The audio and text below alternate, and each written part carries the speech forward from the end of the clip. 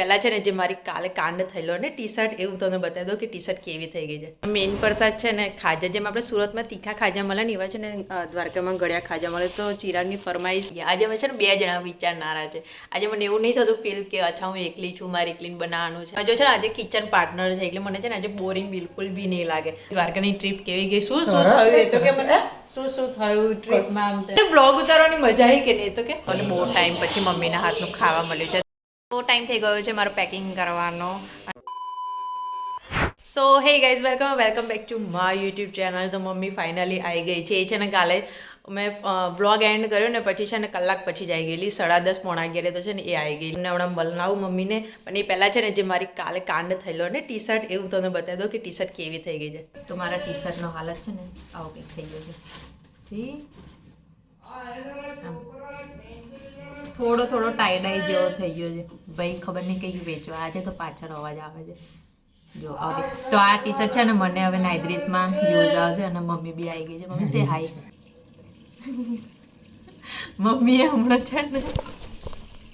મમ્મીએ હમણાં આદિવાસી તેલ નાખ્યું છે જે ભાઈ ઓનલાઈન મંગાવ્યું હતું. મમ્મીને છે ને સવાર ઉઠીને મેં કીધું કે મેં છે ને ટબમાં રાખેલું યાદ હોય તો કાલે, તો એને કંઈ ખબર નથી કે મારા ટી શર્ટને આવું થઈ ગયું. તો એણે છે ને ધોઈ અને ઉપર મૂકી દીધેલી. તો મેં છે ને સુકવવા મૂકી દીધેલી. મેં કીધું કાલમાંથી છે ને આવું કંઈક થઈ ગયેલું છે ને. આવી છે ને ત્યાંની કામમાં છે આજે સવાર ઉઠીને એને છે ને એના જે કપડાં આવે ને બધા જ ધોઈ કાઢ્યા.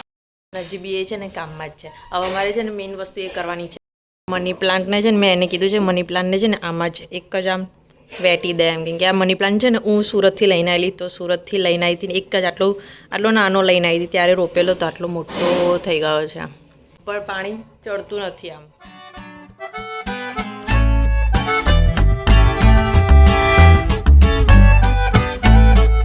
જો અમારો મની પ્લાન્ટ તૈયાર છે.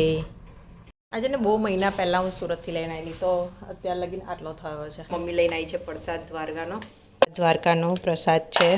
મેઇન ખાજા હું તમને બતાવું હમણાં કે કેવા હોય છે. પ્રસાદ તો મેં કાં રાતે આવ્યા ને મમ્મી લોકો ત્યારે જ ખાઈ લીધો.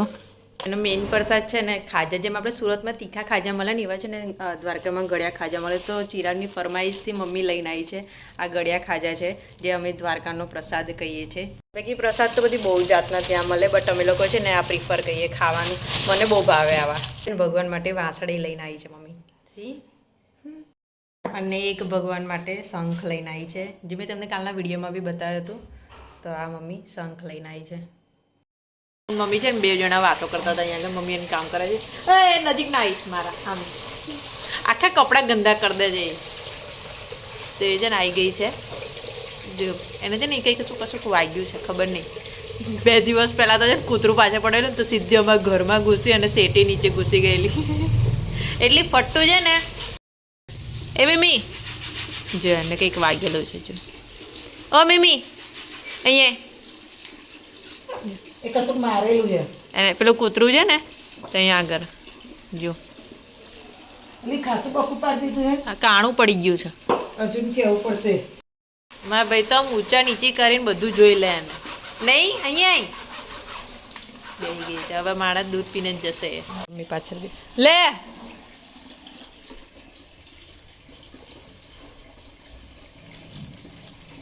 A few inches later. ક્યારના છે ને હું મમ્મી વિચારે છે કે ખાવાનું શું બનાવીએ. આજે અમે છે ને 2 જણા વિચારનારા છે. આજે મને એવું નહીં થતું ફીલ કે અચ્છા હું એકલી છું, મારે એકલીને બનાવવાનું છે આમ તેમ. જો કે અમે વિચારીએ છીએ કે હજી કે શું બનાવીશું. 6 વાગી ગયા છે. શું બનાવીશું? મમ્મી છેલ્લે એમ કે છે પૂડા બનાવી દઈએ એમ. એમ કહો તમે આટલું દ્વારકા જઈને આવ્યા હે તો હું ટેસ્ટી ખાઈને આવ્યા.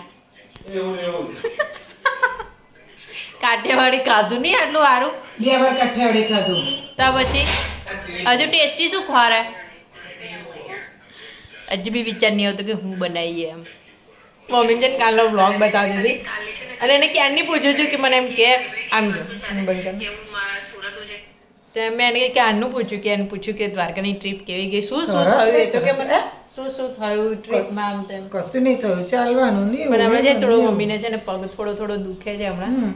આ છેલ્લે ટીચર કંઈક દુખે મને. અને છેલ્લી આંગળીએ છે ને થોડો ફોલ્લો બી પડી ગયેલો એને. મતલબ એ તો છે ને થાય તો એ છે ને મારું કાલનો બ્લોગ જોવે છે. તો જમવાનું હું બનાવીશું.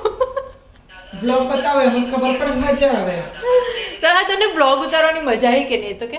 હા મજા આવી પણ બોલતો નહીં આવતું તારા જેવું. એ છે ને બધું શીતલ કાકીનું કામ હતું, બોલવા ચાલવાનું આ તે બધું કરવાનું.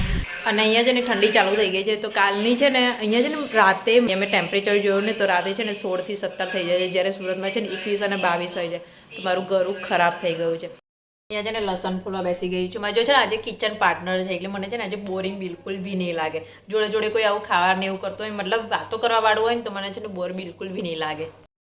ફાઇનલી ડિસાઇડ થઈ ગયું છે કે શું બનાવવાનું છે. મમ્મી અહીંયા છે ને હાંડવાના લોટના પૂડા બનાવે છે અને હું છે ને અહીંયા ખીચડી વઘારું છું. અને જો મમ્મી છે ને સ્વેટર પહેરીને આવી છે. મને બી થોડી થોડી ઠંડી લાગે છે. એક તો ઘર આખું છે ને વાઇટ છે ને તો વધારે ઠંડી લાગે છે.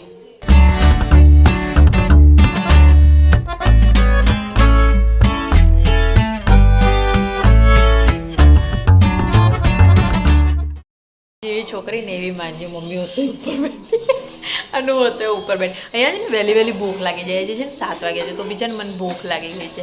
અને એમ બી હવે શિયાળો ચાલુ થયો ને તો એમ બી અમારા ઘરે બધા 7 વાગે અહીંયા જમી લે. તો અમારી ખીચડી બી વગેરે ગઈ છે, મમ્મી પૂડા બી બનાવે છે, તો અમે લોકો હમણાં જમી લઈશું. અને મારી બેગ એવી પડી છે. મારે જે ઉપરથી કપડાં લેવાના છે, યાદ કરાવજો મને. બૂટ લેવાના છે, ચપ્પલ લેવાના છે, બધું જ લેવાનું. હજુ બધું સેટ કરીશ ને પછી છેલ્લે સૂતા પહેલાં હું બેગ બનાવીશ. અહીંયા હું છે ને ચા બનાવું છું, ચા અને પૂડા. અમુક લોકોને ત્યાં જ છે ને આવું કોમ્બિનેશન જોવા મળે. અમારી ઘરે છે ને શું કહે હાંડવો અને ચા, ઢેબરા અને ચા એ બધું ખાઈએ અમે લોકો. કોઈ એમ કહે ને કે ગુજરાતી આમ હાંડવા જોડે ચા કોણ પીવે, એમ તો અમારા ઘરે તો પીએ. તમે બી એવું ખાવજો તો પ્લીઝ મને કમેન્ટમાં કહેજો કે તમારે ત્યાં બી આવું કોમ્બિનેશન ખાય છે એમ.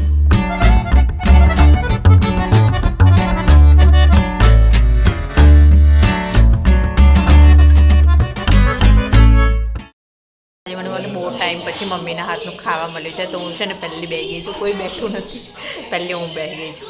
તો હું જઈને જમી લઉં પછી તમને મળું. તો ટાઈમ થઈ ગયો છે મારો પેકિંગ કરવાનો. અને મારી જોડે છે ને એક યાદગીરીમાં આ ટી શર્ટ મને યાદ રહેશે. તો હું છે ને કપડાં બધા કાઢતી હતી ને તો મને એકદમ ટી શર્ટ યાદ આવી કે આ ટી શર્ટ છે ને મને હવે યાદ રહેશે કે આવું કંઈક થયું હતું મારી જોડે. બટ મમ્મીએ જ કીધું કે એમ બી હું આવું કાબચિત્રું પહેરું જ છું, તો પહેરી લઈશ હું. આ સામાન કંઈક મારો છે ને વધી ગયો છે, કેમ કે બેને મોટું જેકેટ નહીં આલ્યું છે ને એટલે મારે થોડો જગ્યા અંદર કરવી પડશે. અડધા કપડાં તો હું જો સુટકેસમાં લઈને આવેલી ને એ તો મારાથી છે ને પહેરાયા જ નથી. જીન્સ તો મેં હમણાં જે આણંદ ગયેલી ને ત્યારે જ પહેર્યું, બાકી અમુક કપડાં તો પાછા એવા જ જાય છે, કેમ કે અહીંયા ઘરના જ કપડામાં હું હોઉં. અને હજી તો ચોકલેટો બી બાકી. મમ્મી કાલે ચોકલેટ મને યાદ કરાવજે લઈ જવાની, ફ્રીજમાં મૂકેલી છે તે ચોકલેટો મને લઈ જવાની છે. તો લઈને આવું 10 થી 15 જોડી કપડાં, અને એમાંથી બી પહેરાય બી નહીં, માંડ 2 જોડી કપડાં પહેરાય. બટ તો બી ઇનકેસ કંઈક જવાનું એવું થઈ ગયું ને તો એવું વિચારીને પછી લાવવા પડે કપડાં. અહીંયા આગળ એવું છે. અને ઓલવેઝ જ્યારે જાઉં ને તો 1-2 સામાન કંઈક વધી જ જાય મારા જોડે.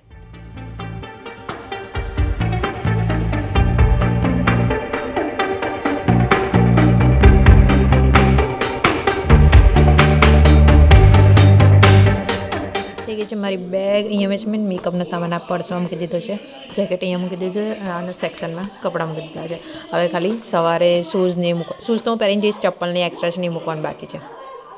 અને મમ્મીને એ લોકો છે ને ટીવી જોવે છે, તો મમ્મી છે ને થોડુંક એને ટીચરમાં જે થોડી તકલીફ છે, તો એ મસાજરથી મસાજ કરતી હતી ટીચરને.